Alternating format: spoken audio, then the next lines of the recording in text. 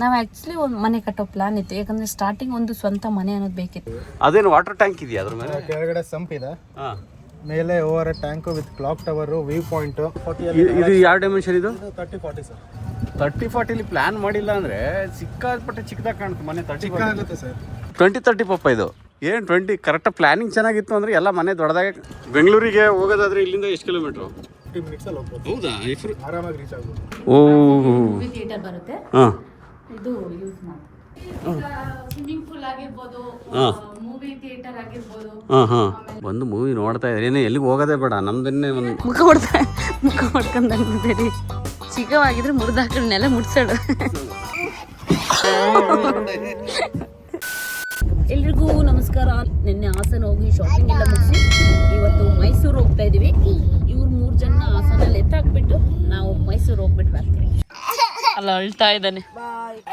ಬಾಯ್ ಮಾಡು ಮಗನೆ.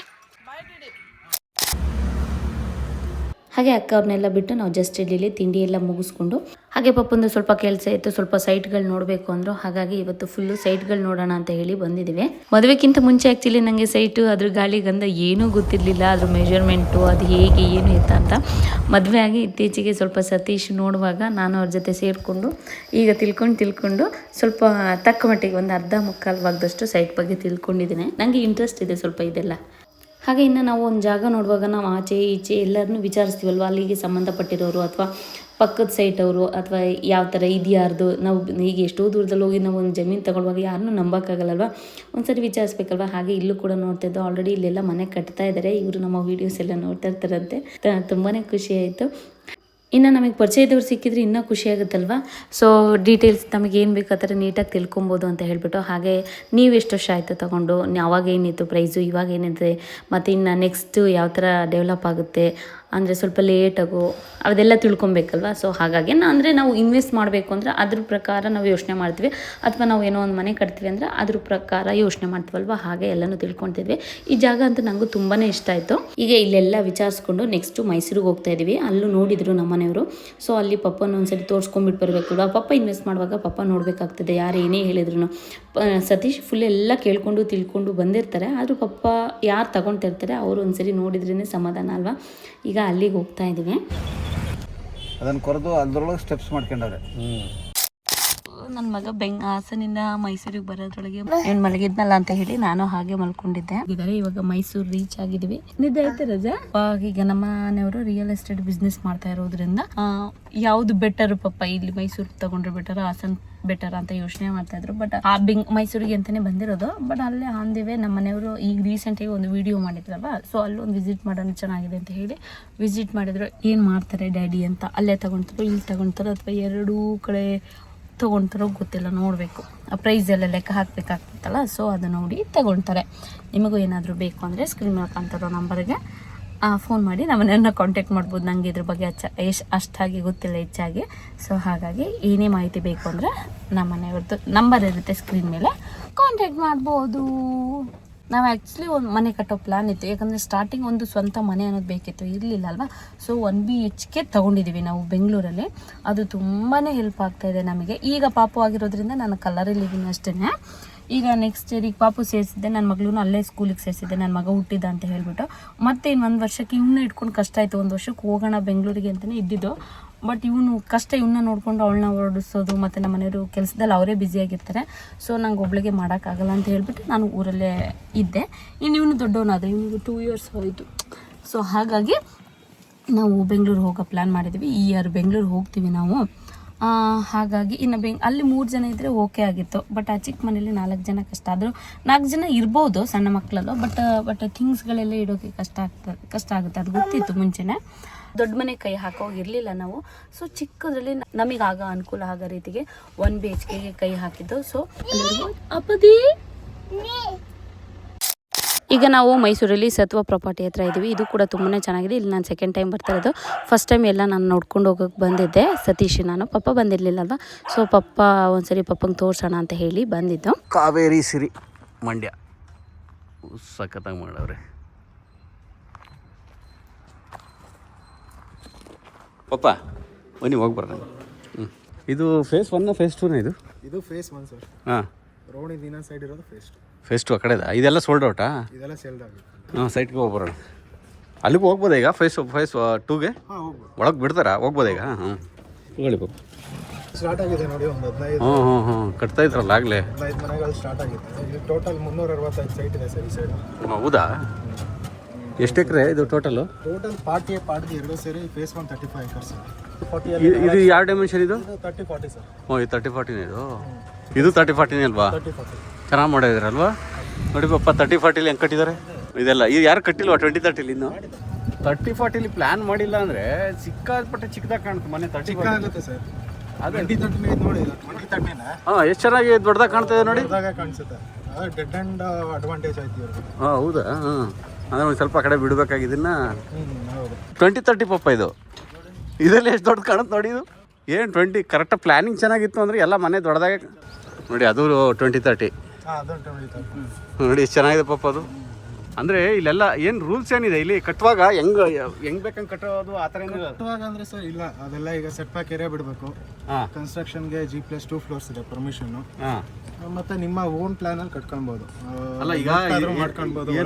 ರೆಂಟಿಗೆ ಕೊಡೋಂಗಿಲ್ಲ ಆ ಥರ ಎಲ್ಲ ಇದೆಯಲ್ಲ? ರೆಂಟಿಗೆ ಕೊಡ್ಬೋದು ಸರ್. ಈಗ ರೆಸಿಡೆನ್ಷಿಯಲ್ ಪ್ಲಾಟ್ಸ್ ಆಗಿರೋದ್ರಿಂದ ಹಾಂ ಮನೆ ಕಟ್ಟಿ.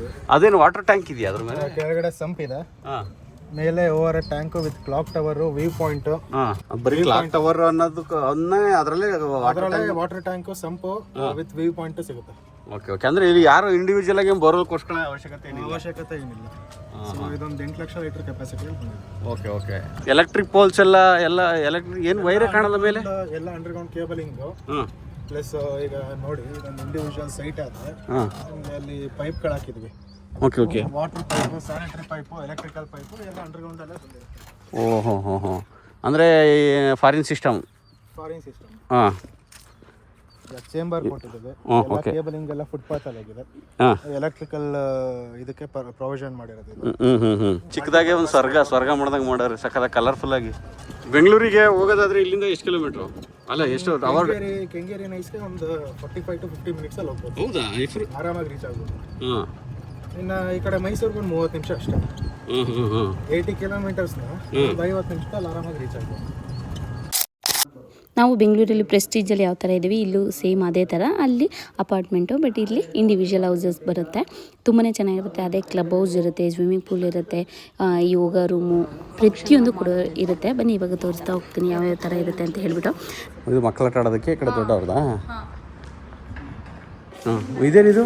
ಇದು ನಿಮಗೆ ಪಾರ್ಟಿ ಹಾಲ್ ಬರುತ್ತೆ. 150 people ಸಿಟ್ಟಿಂಗ್ ಕೆಪಾಸಿಟಿಯಲ್ಲಿ ಪಾರ್ಟಿ ಹಾಲ್ ಇದೆ. ಹೌದಾ? ಫಂಕ್ಷನ್ಸ್ ಎಲ್ಲ ಮಾಡ್ಕೊಂಡು ಮಾಡ್ಬೋದು. ಮೂವಿ ಥಿಯೇಟರ್ ಬರುತ್ತೆ. ಹಾಂ ಇದು ಯೂಸ್ ಮಾಡಿ.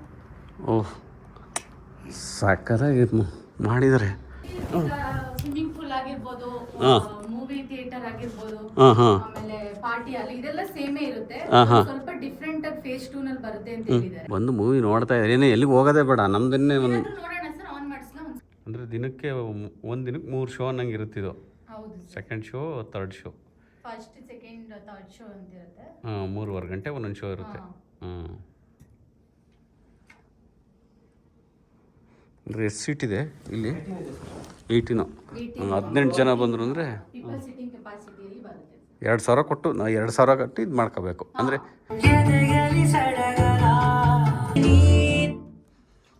ಓಹ್ ಬ್ಯೂಟಿಫುಲ್ ಎಕ್ಸ್ಪೀರಿಯನ್ಸ್, ಸಖತ್ತಾಗಿದೆ. Thank you sir. Welcome sir. ಹಾಂ ಹಿಂಗೆ ಮೇಂಟೈನ್ ಇರುತ್ತಾ? ಮೇಂಟೆನೆನ್ಸ್ ಯಾವಾಗಲೂ? ಮೇಂಟೈನ್ ಅಂದ್ರೆ ಸರ್ ಅದೇ 2 years ಬಿಲ್ಡರ್ಸ್ ಮೇಂಟೆನೆನ್ಸ್ ಇರುತ್ತೆ. ಅದಾದ್ಮೇಲೆ ಅಸೋಸಿಯೇಷನ್ ಚೆನ್ನಾಗಿ ಮೇಂಟೈನ್ ಮಾಡ್ತಾರೆ ಸರ್. ನಮ್ಮ ಮನೆಯವರೆಲ್ಲ ಇಲ್ಲಿ ಆಟ ಆಡ್ತವ್ರೆ, ಇಲ್ಲಿ ಬಂದಿದ್ದಾರೆ. ಅಯ್ಯೋ ಹೆಂಗ್ ಬರಿದ್ದಾರೆ.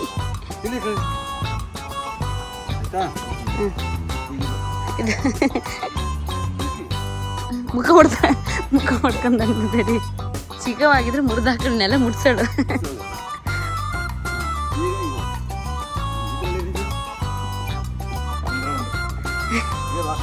ಲಾಸ್ಟ್ ಹೇ ಬದಲ ಸೂಪರಾ? ಬೀಳಲ್ಲ ನೀನೀಗ. ಕೂತ್ಕೊಳ್ಳೋ. ಇನ್ನು ಕೂತೇನು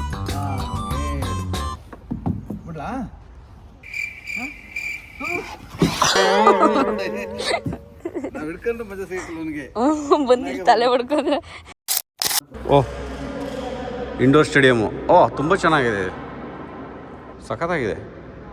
ಇಂಡೋರ್ ಗೇಮ್ಸ್ ಬರುತ್ತೆ ನಿಮಗೆ, ಚೆಸ್. ಚೆನ್ನಾಗಿದೆ, ತುಂಬ ಚೆನ್ನಾಗಿದೆ.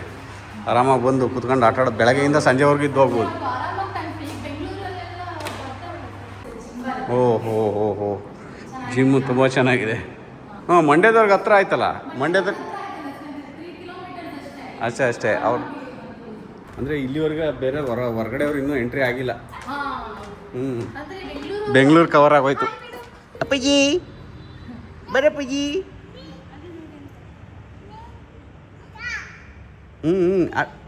ಬೀಳ್ಬಿಡ್ತೀಯ, ದೂರ ಇರಬೇಕು. ಎಕ್ಸ್ಪ್ರೆಸ್ ಹೈವೇ ಇದೆ. ಫೇಸ್ 2 ನಿಮಗೆ ಇನ್ನೂ ಚೆನ್ನಾಗಿ ಬರುತ್ತೆ ಸರ್. ಯೋಗ ಮೆಡಿಟೇಷನ್ ಅಲ್ವಾ? ಆರಾಮ ಪೀಸ್ಫುಲ್ಲಾಗಿ. ಎಷ್ಟು ಚೆನ್ನಾಗಿದೆ ಚೇರೆಲ್ಲ. ಇದು ಎಲ್ಲಿ ಹುಡುಕ್ತಿರಿ ಎಲ್ಲದನ್ನು? ಆಲ್ಮೋಸ್ಟ್ ಒಳ್ಳೆ royal life style, good happy ಪೀಸ್ಫುಲ್ಲಾಗಿ. ಇಲ್ಲಿಂದ ವ್ಯೂ ಎಷ್ಟು ಚೆನ್ನಾಗಿದೆ ನೋಡಿ. ಎಕ್ಸ್ಪ್ರೆಸ್ ಇದ್ರದ್ದು. ಹಾಂ ಅಪ್ಪಾಜಿ ಸುಮ್ಮನೆ ಬಾಯಿ ಹಾಯ್ ಮಾಡ್ತಾನೆ. ಇಲ್ಲಿ ಮಗನೆ, ಇಲ್ಲಿ ಎಲ್ಲಿಗೆ ಬಂದೆ? ಬೆಂಗಳೂರು ಮನೆಗೆ ಬಂದೆ ಬಂಗಾರಿ. ಬೆಂಗಳೂರು ಮನೆಗೆ ಬಂದಿದ್ದೀವಿ. ಇಲ್ಲಿ ಮಕ್ಕಳನ್ನ ಆಟ ಆಡೋಕೆ ಬಿಟ್ಕೊಂಡು ಈ ಥರ ನಾವು ಸ್ವಿಮ್ ಮಾಡ್ಕೊಬೋದು. ಓಕೆ ಬನ್ನಿ. ಹತ್ತು ಹಂಗೆ ಜಾನ ಹತ್ತು ರಜಾ. ಇಲ್ಲಿ ಮೇಲೆ ಬಂದರೆ ಬ್ಯಾಡ್ಮಿಂಟನ್.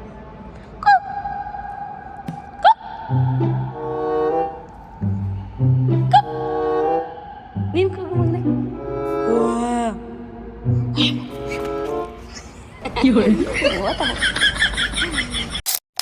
ಇದು ಕಾರ್ಡ್ಸ್ ರೂಮ್. ಇಲ್ಲಿ ಕೂತ್ಕೊಂಡು ಕಾರ್ಡ್ಸ್ ಆಡೋದು. ಬನ್ನಿ ಬನ್ನಿ ಬನ್ನಿ ಬನ್ನಿ ಬನ್ನಿ ಬನ್ನಿ ಬನ್ನಿ ಬನ್ನಿ. ಇಂಡೋರ್ ಗೇಮ್ಸ್ ಇದೆ ಪುಟ್ಟಣಿ. ಇಲ್ಲಿ ಬಾಲ್ಕನಿ. ಇಲ್ಲಿಂದ ಬಂದು ಹಿಂಗೆ ನಿಂತ್ಕೊಂಡು ನಾವು ಹೊರಗಡೆ ಬಾಲ್ಕನಿಗೆ ಫ್ರೀಯಾಗಿ ಕೂತ್ಕೊಬೋದು. ಅಂದರೆ ಇಲ್ಲೊಂದು ವಾಶ್ರೂಮ್ ಇದೆ. ಹೀಗೆ ಹೊರಗೆ ಬಂದರೆ ಜಿಮ್ ಇರುತ್ತಲ್ಲ, ಸುಸ್ತಾಗಿರ್ತಾರೆ, ಬಂದಿಲ್ಲಿ ಗಾಳಿ ತಗೊಬಹುದು. ಇದು ಮೇಲಿಂದ ವ್ಯೂ ಈ ಥರ ಇದೆ. ಬಾಲ್ ಹತ್ರ ಹೋಗ್ತಾ ಇದ್ದಾನೆ. ಬಾಲ್ ತುಂಬಾ ಇಷ್ಟ ಆಯಿತು ನಮಗೆ. ಆ್ಯಕ್ಚುಲಿ ಅದೇ ಈಗ ಏನು ನಾವು ಪ್ರೆಸ್ಟೀಜಲ್ಲಿದ್ದೀವಿ ಅದೇ ಥರ ಫೀಲ್ ಕೊಡುತ್ತೆ. ಅಂದರೆ ಬಿಲ್ಡಿಂಗ್ ಎಲ್ಲ ಆಗಬೇಕು. ಇಲ್ಲಿ ನೋಡಿ ಕೇರಮ್ ಇದೆ, ಚೆಸ್ ಇದೆ. ಇದು ನೋಡು, ಇದು ಪಾಯಿಂಟ್ಸು. ನನ್ನ ಮಗಳಿಗೆ ಇಂಥವೆಲ್ಲ ತುಂಬ ಇಷ್ಟಪ್ಪ. ಅಯ್ಯೋ ಟೇಬಲ್ಲೇ ನುಗ್ತಾಯಿದೆ ನನ್ನ ಮಗ. ನಾನು ಹೋಗ್ತಿದ್ರೆ ಕಲ್ಲ ಬಾಲ್ ತಗೊಂಡು ಬರ್ತಾಯಿದ್ದೆ, ಅಲ್ಲಿ ಇಟ್ಬಿಟ್ಟು ಬರಬೇಕು. ಹೊಡಿತಾನೆ. ಬಿಡು, ಅವರು ಇದೊಂದು ಅಭ್ಯಾಸ ಅವನಿಗೆ. ಚಡ್ಡಿ ಹೇಳ್ಕೊಂಡು ಅಲ್ಲೆಲ್ಲ ಎಸಿಬಾರ್ದು. ನೀನು ಎಲ್ಲ ಬಚ್ಚಿಟ್ಕೊಂಡು ಕುರು ಇಲ್ಲಿ ಹೊಡಿತಾರೆ ತಗೊಂಡೋಗಿ ಬಿಸಾಕೋದು. ಸ್ವಿಮ್ಮಿಂಗ್ ಪೂಲಿಗೆ ಲಿಫ್ಟಲ್ಲಾದರೂ ಬರ್ಬೋದು, ಹೀಗೆ ಸ್ಟೆಪ್ಸಲ್ಲಾದರೂ ಬರ್ಬೋದು. ಹಾಗೆ ಇಲ್ಲಿ ಮೇಲೆ ಬಂದರೆ ಯೋಗ. ಇದು ಫುಲ್ಲು ಇಲ್ಲಿ ಕೂತ್ಕೊಳ್ಳೋದು, ರೆಸ್ಟ್ ಮಾಡೋದು, ಯೋಗ ಮಾಡೋದು. ನೆಕ್ಸ್ಟ್ ಇದು ಮುಗಿಸ್ಕೊಂಡು ಹೀಗೆ ಬಂದರೆ ಏನೇನಿದೆ ನೋಡಿ. ಟೇಬಲ್ ಟೆನ್ನಿಸ್ ಇದೆ, ಏರೋಬಿಕ್ಸ್ ಇದೆ. ಒಂದರು ಮ್ಯೂಸಿಕ್ ಹಾಕ್ಕೊಂಡು ಇಲ್ಲಿ. ಓಕೆನಾ? ನೆಕ್ಸ್ಟ್ ಚೆನ್ನಾಗಿದೆ, ಒಂಥರ ಮಲೆನಾಡಿಗೆ ಬಂದಂಗೆ ಆಗ್ತದೆ. ನೋಡಿ ಹೈವೇ ಇದು ಮೇಲೆ. ಈ ಕಡೆ ಸ್ಟ್ರೈಟ್ ಹೋದರೆ ಬೆಂಗಳೂರು, ಈ ಕಡೆಗೆ ಹೋದರೆ ಮೈಸೂರು. ಉಲ್ಟಾ ಹೇಳ್ತಾ ಇರ್ಬೋದು ನನಗೆ ಗೊತ್ತು. ಈಚೆ ಹೋದರೆ ಮೈಸೂರು, ಈಚೆ ಹೋದರೆ ಬೆಂಗಳೂರು. ನನಗೆ ಗೊತ್ತಾಗಲ್ಲ, ಉಲ್ಟಾ ಹೇಳಿರ್ತೀನಿ. ನಾನು ಯಾವ ದಿಕ್ಕಲ್ಲಿ ನಿಂತಿದ್ದೀನಿ ಅನ್ನೋದೇ ನಂಗೆ ಗೊತ್ತಾಗಿರಲ್ಲ.